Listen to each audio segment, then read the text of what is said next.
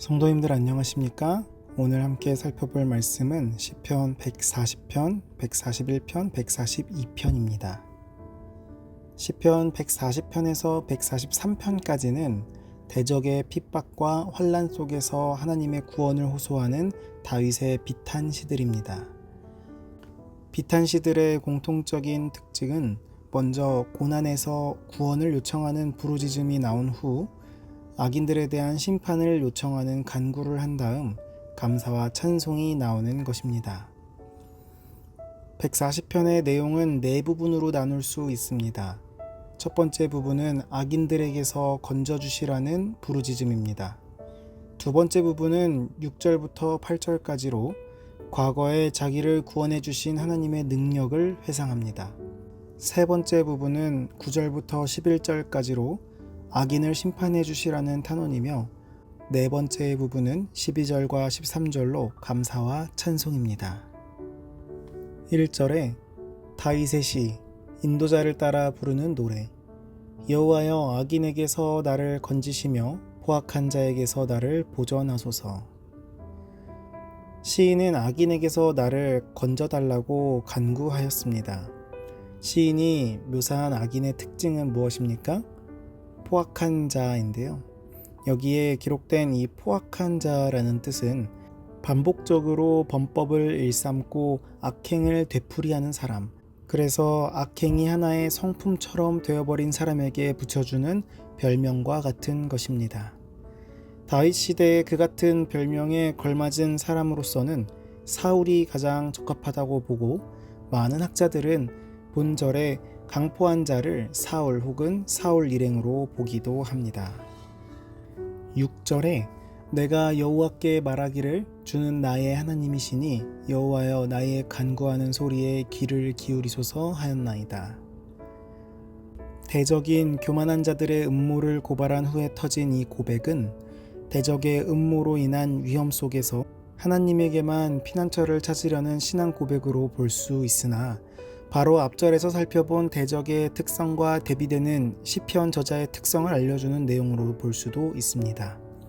말하자면 여호와를 여호와로 인정하고 그에게 도움을 청하는 본절은 여호와에 대한 저자의 충성을 반영하는 것이라고 볼 수 있습니다.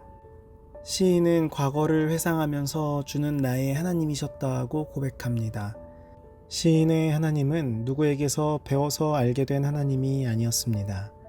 그의 삶과 신앙생활 속에서 깨닫게 된 체험적인 하나님, 즉 나의 하나님이었습니다. 그렇기 때문에 시인은 나를 건지시며 나를 보전하소서라고 기도할 수 있었습니다. 시편 141편을 함께 보겠습니다. 시편 141편은 다윗의 저녁 기도입니다. 하루의 피곤한 일과가 끝나고 저녁 제사가 시작될 무렵 그는 하나님 앞에 무릎을 꿇고 그의 소원을 아뢰입니다. 141편은 네 부분으로 되어 있습니다. 첫 번째 부분은 2절까지로 서론입니다. 시인은 자기의 기도가 분향단에서 올라가는 향기같이, 저녁 제사의 향기로운 연기같이 하나님께 상달되기를 원합니다. 두 번째 부분은 3절부터 7절까지로 죄악을 행하는 자들과 함께 악을 행하게 되지 않도록 입에 파수꾼을 세워달라고 간구합니다. 세 번째 부분은 8절부터 10절까지로 하나님께서 그를 지켜주셔서 악인의 올무와 함정에서 건져주시기를 탄원합니다. 3절에 여호와여, 내 입에 파수꾼을 세우시고 내 입술의 문을 지키소서. 3절은 우리 입에서 나가는 말에 대한 유명한 권면입니다. 시인은 악한 말을 하지 않기 위해서 무엇을 간구합니까? 입에 파수꾼을 세우시고 입술의 문을 지켜달라고 여호와께 간구합니다. 이것은 입을 지키는 자는 그 생명을 보전하나 입술을 크게 벌리는 자에게는 멸망이 오느니라 라고 기록된 잠언 13장 3절의 말씀이 기억나게 합니다. 입술의 남용으로 인하여 범죄에 빠지게 되는 모습을 우리는 얼마나 자주 보게 됩니까? 어떤 학자들은 시편 기자가 그의 대적들을 대항하여서 비열한 말을 터뜨리는 혹은 하나님을 향하여 불평하려 드는 유혹으로부터 지켜주시기를 기도하고 있다고 이야기하기도 합니다. 4절에 내 마음이 악한 일에 기울어 죄악을 행하는 자들과 함께 악을 행하지 말게 하시며 그들의 진수성찬을 먹지 말게 하소서. 악인의 진수성찬이란 무엇을 의미할까요? 악인이 제안하는 이익과 쾌락에 대해서 이야기한다고 볼 수 있습니다. 악인이 제안한 이익과 쾌락은 유난히도 진수성찬처럼 보입니다. 우리는 악에는 동참하지 않더라도 그것이 주는 이익에는 못 이기는 척 동참할 위험이 있습니다. 악인의 진수를 먹지 말게 해달라는 표현 앞에는 악인과 함께 악을 도모하지 않게 해달라는 기도가 있습니다. 이 사실을 볼 때에 이 표현은 악인들의 악한 생활에 동참하지 않게 해달라는 간구로 우리는 이해할 수 있습니다. 8절에 주 여호와여 내 눈이 주께 향하며 내가 주께 피하오니 내 영혼을 빈궁한 대로 버려두지 마옵소서. 내 영혼을 빈궁한 대로 버려두지 마옵소서라는 말은 문자적으로 해석하면 나의 영혼을 쏟아붓지 마소서입니다. 이것은 나의 생명을 멸망에 넘겨주지 말라는 뜻이 분명한데 저자는 악인의 유혹을 따르게 될 경우 그 길은 곧 멸망으로 가는 길이라는 사실을 확신하고 있었습니다. 그래서 저자는 9절에 이어서 나를 지키사 그들이 나를 잡으려고 놓은 올무와 악을 행하는 자들의 함정에서 벗어나게 하옵소서라고 주께 간구하고 있는 것입니다. 시편 142편을 함께 보겠습니다. 시편 142편은 다윗이 굴에 있을 때에 지은 마스길입니다. 마스길은 여러 번 살펴본 것처럼 교훈이라는 뜻입니다.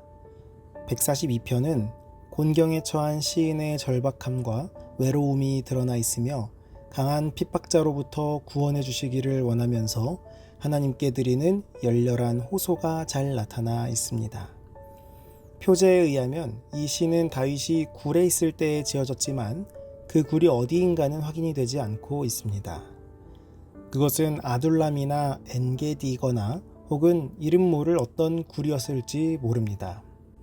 시편 142편은 두 부분으로 나눠지는데 첫 번째 부분은 4절까지로 시인 자신이 처한 원통한 사정을 아뢰는 내용입니다. 시인은 사면초가의 급박한 형편에 처해 있습니다. 원수들이 사방에 올무를 치고 그를 기다리는데 어디에도 피난처는 없습니다. 두 번째 부분은 5절부터 7절까지로 구원해 주시기를 하나님께 부르짖는 내용입니다. 그를 핍박하는 강력한 박해자들에게서 그를 구원해 주시기를 시인은 하나님께 간구합니다.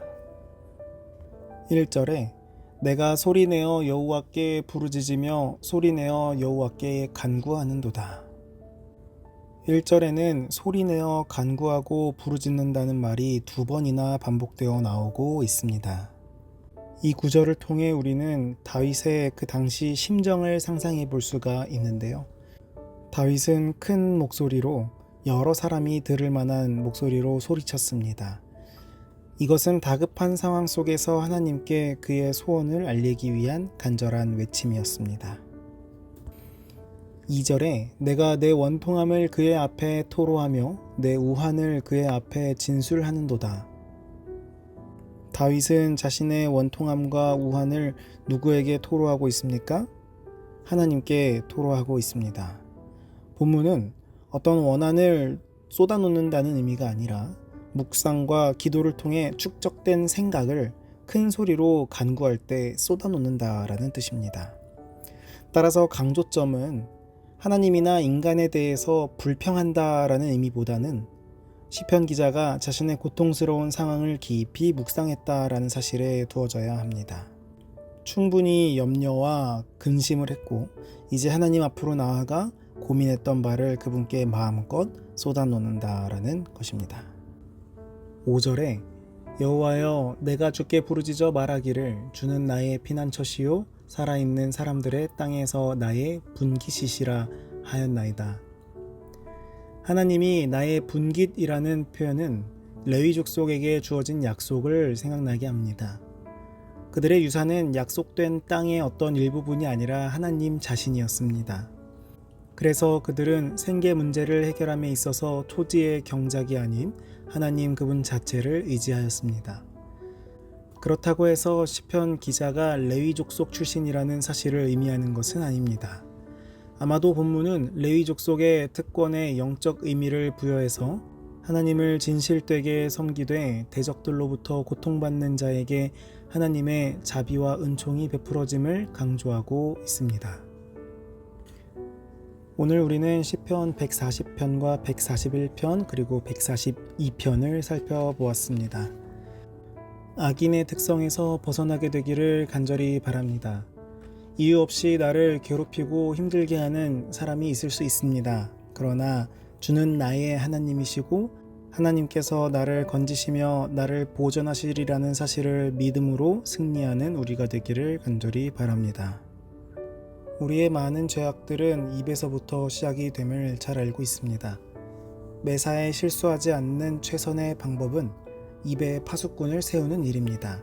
시인처럼 하나님께 간구함으로 입에 파수꾼을 세우게 되기를 간절히 바랍니다. 하나님을 믿는 사람들도 죄악 세상에 살면서 원통한 일을 많이 당합니다. 어디에 호소할 길도 없습니다. 그럴 때에 낙심하거나 세상적인 방법으로 해결하려고 애쓰지 말고 다윗처럼 하나님께 부르짖어야 합니다. 우리가 갇혀있는 여러 가지 감옥에서 벗어나게 해주시는 하나님의 그 능력을 붙잡고 하나님께서 인도하시는 대로 나아가는 우리 모두가 되기를 간절히 바라며 말씀을 마치겠습니다. 오늘은 청년반 최예은 청년을 위해 기도하도록 하겠습니다. 하늘에 계신 아버지, 오늘도 말씀으로 하루를 시작하게 하심에 감사합니다. 오늘은 청년반 최예은 청년을 위해 기도합니다. 하나님을 알기를 기뻐하고 주를 찾는 마음이 가득한 최예은 청년의 마음을 누구보다 주님께서 아시오니 그의 가정에 축복을 허락하여 주시옵고 하고 있는 사업에도 축복을 더하셔서 하나님께 더욱 영광 돌릴 수 있도록 주님 인도하여 주시옵소서. 오늘 살펴본 말씀처럼 우리가 때로는 토로할 길이 없는 어려움 가운데 거하게 될지라도 낙심하지 않고 하나님께 나아가며 큰 소리로 주님께 부르짖는 믿음을 허락하여 주시옵소서. 뿐만 아니라 우리의 입에 파수꾼을 세워 주시옵고 언제나 주님만을 의지하며 나아가는 하나님의 자녀 될 수 있도록 인도하여 주시옵소서. 예수님 이름으로 기도합니다. 아멘.